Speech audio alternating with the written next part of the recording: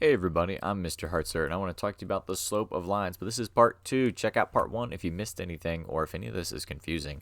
Let's start off with discussing vertical versus horizontal lines. So vertical lines are like this one over on the left. This is vertical. I like to remember it like a V.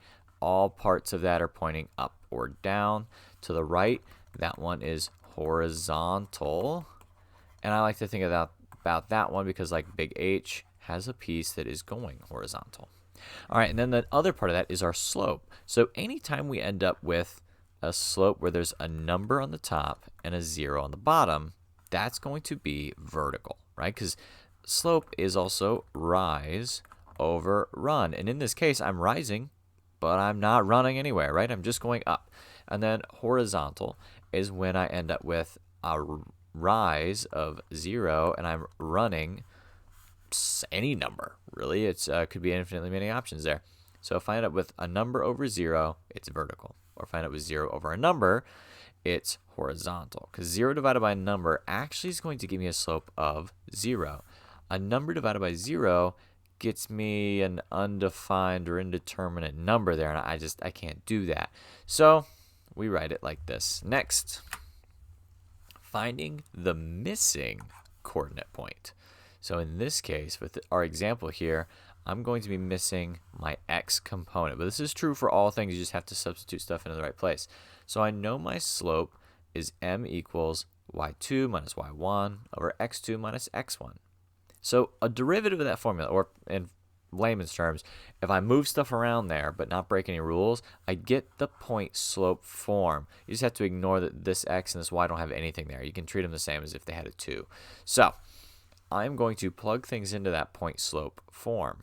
We call it point slope because I can use this formula when I'm given a coordinate point and the slope. So let's plug everything in. I know all of my y's. So let's call, since that's x1, this is going to be y1. And over here, we're just going to call those x's and y's. And it doesn't matter if we call them 2's. Like up here, these, I could not write anything and be fine. Or sorry, actually, I would be crossing out the 2's. So I could cross out those 2's, still the same thing. All right, y is going to be 3 minus y1, which is over here, negative 1. So there's going to be double negatives there. My slope, they told me, is 2. And then I have x, which I do know, x is a 1 minus x1. I don't know what that one is. Now I just need to solve this for x. It's my only letter, so this is a one variable equation. Just solve it. 3 minus a negative 1, double negatives. So it is 3 plus 1, 4. On the right, I need to distribute that 2 in. So I end up with 2 minus 2x with a little 1. I need to get that x with a little 1, x sub 1 by itself. So I'm going to subtract 2. So now I have a 2 equals, and that's just going to come straight down. I have a negative 2, x sub 1. I need to get that x1 by itself, so I have to divide by a negative 2. 2 divided by 2 is going to get me a 1, but since one of those pieces is negative, it's going to be a negative 1. So x sub 1 is a negative 1. Now I know all my coordinate points. I know that first one is actually a negative 1 comma negative 1, and my other one is just what they told me, 1, 3. Alrighty, let's go on and check out our next one. Collinear points. Collinear points are just points that lie on the same line. Okay, not that bad at all.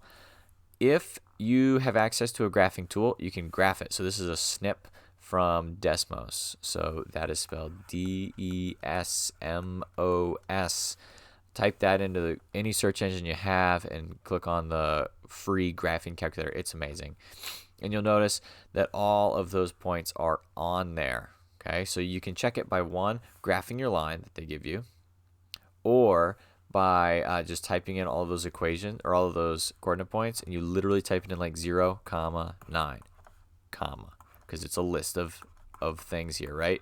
Type in all of those, and then you can determine whether or not they're on a line by like hold up a pencil, hold up a sheet of paper, hold up whatever you have that's around you straight, see if they lie on the same line.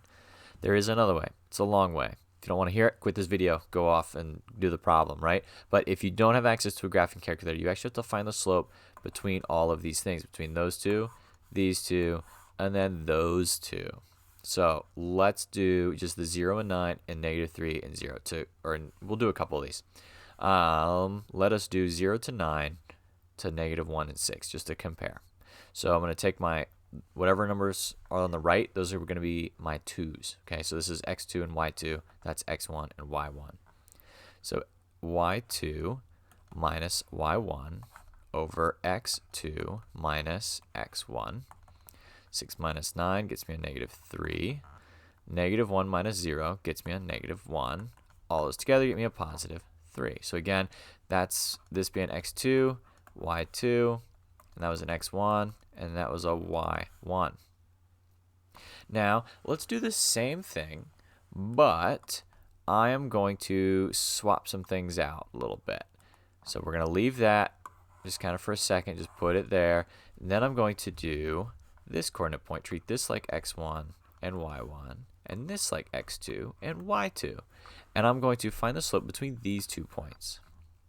So my y2 is 0 minus my y1 of 6 all over x2 of -3 minus x1 of -1. Double negatives. So I have a -6 over a -2, and that gives me a +3. So you see how these two slopes are the same? That means that those two coordinate points are collinear with each other. Okay, so I know now that my first one and my second one are in line with my second and my third. So I know those things are the same. So I still have to do the middle one here, or the ends here. I have to do my 0, 9, my -3, 0. But if I look at the calculator, I know they're going to work, but that's the pattern I have to find. That next combination has to also be a +3 for all three to be collinear. And that is it, folks. I appreciate you watching, and I hope all of you have a great rest of your day.